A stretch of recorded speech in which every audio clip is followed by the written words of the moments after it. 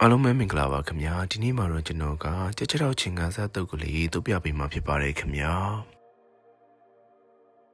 ပထမဆုံးရေစီးတန်းစင်ထားတဲ့ကြက်ချောက်တွေကိုစားပင်းကပြားရဲ့အကြီးဂျင်းတို့ထည့်ပြီးတော့မှပြုတ်ပါမယ်ခင်ဗျာ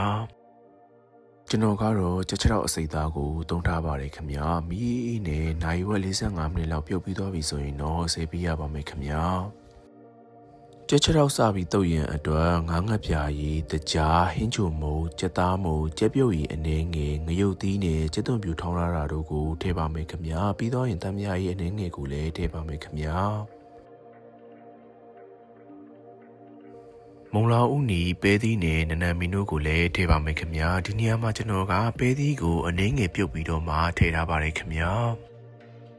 ပြီးတော့ရင်တော့အရသာတွေတိချာလေးစိတ်ဝင်သွားအောင်နေပြရပါမယ်ခင်ဗျာ